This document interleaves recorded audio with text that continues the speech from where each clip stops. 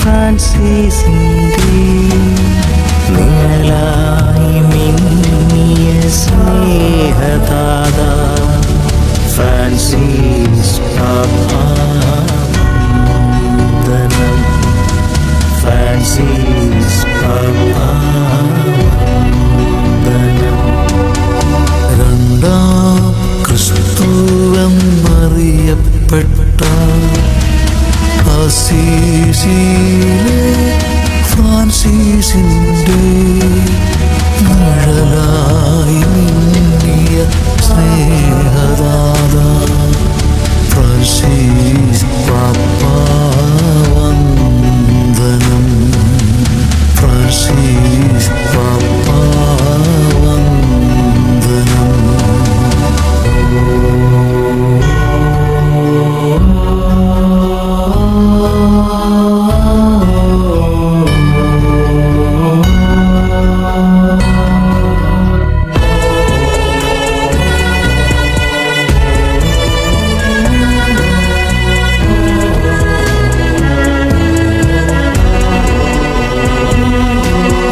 പാപ്പായായി സഭയിൽ ഉയർത്തപ്പെട്ട ആ നിമിഷം തന്നെ എളിമയോടെ ദൈവജനത്തോട്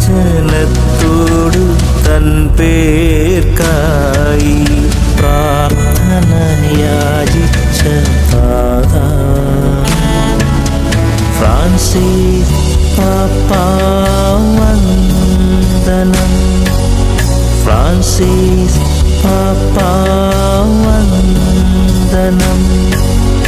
പാപ്പായായി സഭയിൽ ഉയർത്തപ്പെട്ട ആ നിമിഷം തന്നെ എളിമയോടെ ദൈവജനത്തോട് തൻ പേർക്കായി പ്രാർത്ഥന യാചിച്ച നാഥാ ഫ്രാൻസിസ് പാപ്പാ വന്ദനം.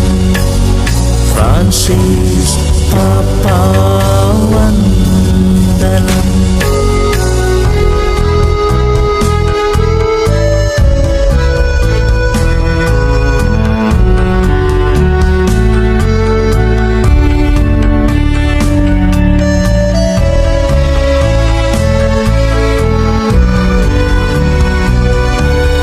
സ്വന്തക്കാർ പോലും എതിർത്തപ്പോഴും ആരെയും തള്ളാത്ത മനസ്സുമായി ലോകത്തിൽ ഈശോയ്ക്കു സാക്ഷ്യം വഹിച്ച ഫ്രാൻസിസ് പാപ്പാ വന്ദനം. ഫ്രാൻസിസ് പാപ്പാ വന്ദനം. സ്വന്തക്കാർ പോലും എതിർത്തപ്പോഴും ആരെയും തള്ളാത്ത മനസ്സുമായി ലോകത്തിൽ ഈശോയ്ക്ക് സാക്ഷ്യം വഹിച്ച ഫ്രാൻസിസ് പാപ്പാ വന്ദനം. ഫ്രാൻസിസ് പാപ്പാ വന്ദനം.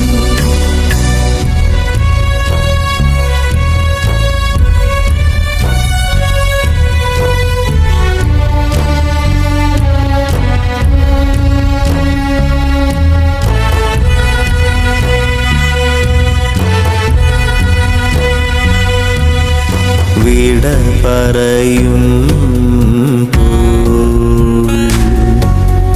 വിതുമ്പുകയിൽ വിട പറയുമ്പോൾ വിതുമ്പുകയിൽ നീയും നിന്റെ ഓർമ്മകളും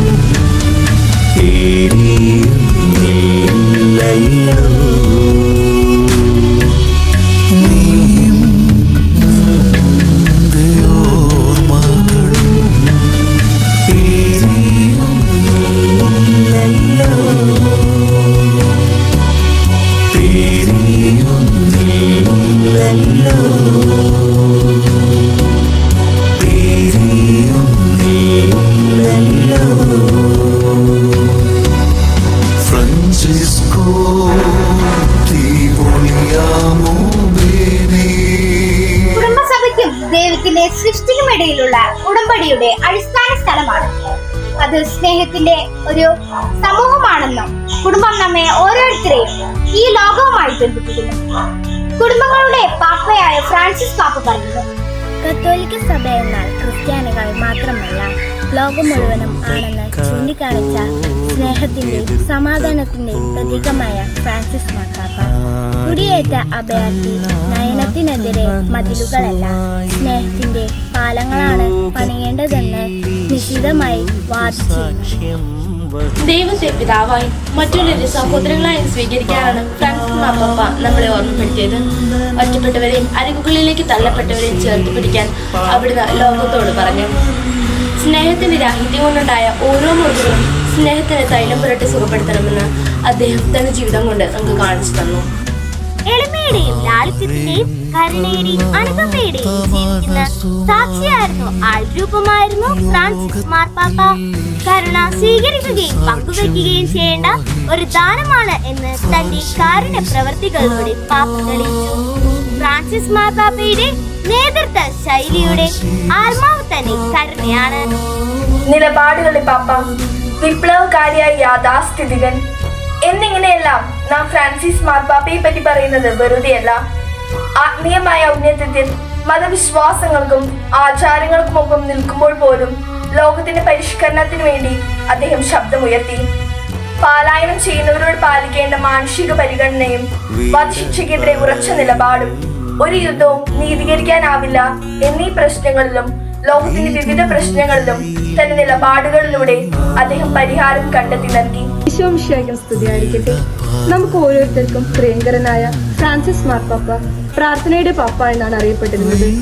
മറ്റുള്ളവർക്ക് വേണ്ടി നിരന്തരം പ്രാർത്ഥിക്കുകയും പ്രാർത്ഥനയുടെ പ്രാധാന്യത്തെക്കുറിച്ച് പ്രസംഗിക്കുകയും ചെയ്തിരുന്നു അദ്ദേഹം. പ്രാർത്ഥന പ്രത്യാശയിലേക്കുള്ള വാതിൽ തുറക്കുന്നു എന്ന് പറഞ്ഞുകൊണ്ട് പ്രാർത്ഥനയും പ്രത്യാശയും തമ്മിലുള്ള ബന്ധം അദ്ദേഹം വെളിപ്പെടുത്തി. നമുക്ക് ഓരോരുത്തർക്കും ഫ്രാൻസിസ് മാർപ്പാപ്പയെ പോലെ പ്രാർത്ഥനയിൽ വളരാൻ ശ്രമിക്കാം. നന്ദി.